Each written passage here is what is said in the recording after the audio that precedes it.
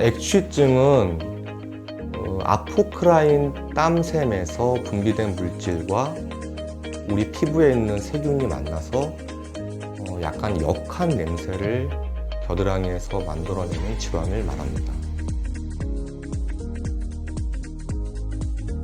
우리가 이제 땀샘이라고 얘기를 할 때 크게 두 가지를 얘기합니다. 하나는 에크라인 땀샘이 있고 또 하나는 아포크라인 땀샘이 있어요.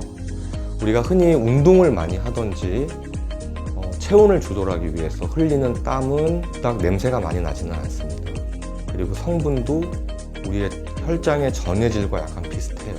약간 소금기가 있고, 물론 발에서 땀이 많이 났는데 안 씻으면 냄새가 나긴 하지만, 겨드랑이의 아포크라인 샘에서 분비되는 땀은 형광물질, 암모니아, 지방산 이런 것들이 좀 많은 점도가 높은 물질이에요.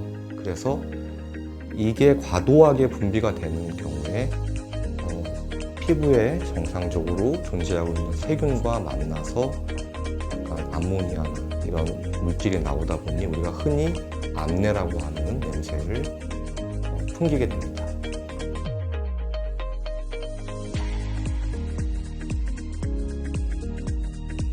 일단은 제가 진단할 수 있는 방법은 냄새가 좀 나는 얘기를 이제 가까운 가족이나 친구한테 들을 수가 있고요. 본인은 잘 못 느낄 수 있지만, 또 하나는 아포크라인 땀샘 자체가 약간 형광 물질을 함유하고 있거든요.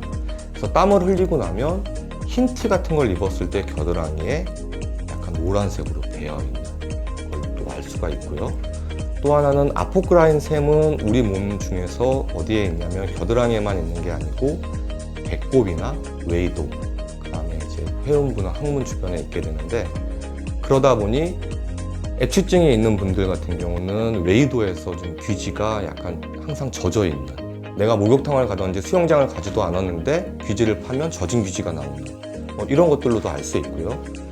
그 다음에 의학적인 검사를 통해서도 알 수 있는데, 그거는 스웨팅 테스트라고 해서 병원에서 알 수 있는 검사가 있습니다.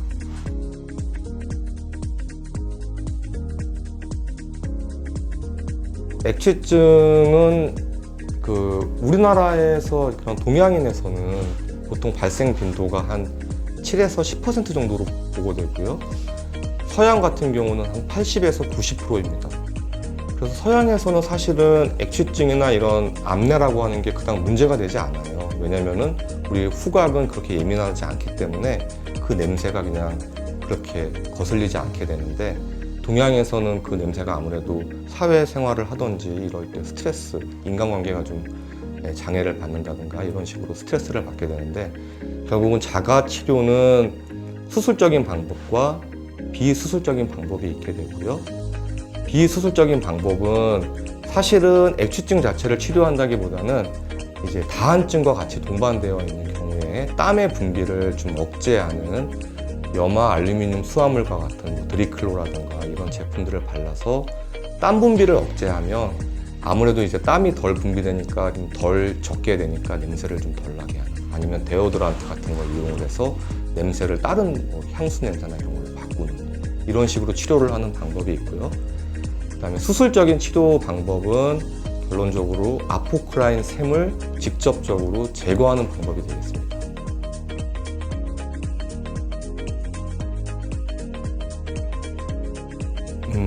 우리가 피부 단면도를 보게 되면요, 제일 바깥에 표피가 있고 그 다음에 진피가 있어서 피부를 이루게 되는데, 흔히 말하는 땀샘은 진피층의 중간이나 약간 윗부분에 위치하게 되고요. 아포크라인 샘은 진피층 바로 하면에 있습니다. 그러니까 진피 아래에 있는 피하 지방층이랑 진피층 사이에 붙어 있게 돼요. 그래서 이거를 수술적으로 과거에는 어떤 식으로 제거를 했냐면, 이렇게 다이아몬드 모양의 겨드랑이에 털이 있는 곳이 있으면 그 정중앙 부위를 가른 다음에 피하 박리를 해서 피부를 완전히 뒤집었어요.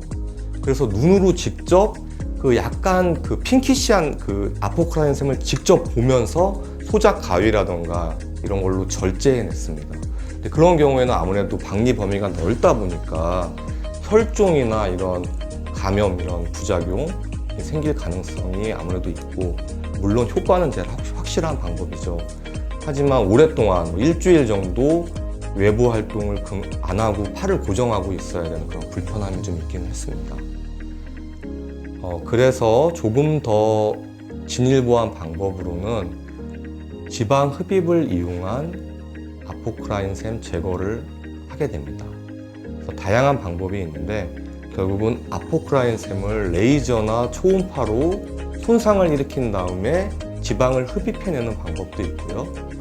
그 다음에 절삭 흡입법이라고 해서 캐뉼라인데 이렇게 관이라고 하는 캐뉼라가 있는데 그 구멍에 있는 구멍이 마치 우리 채칼처럼 야채를 써는 채칼처럼 날이 서 있습니다.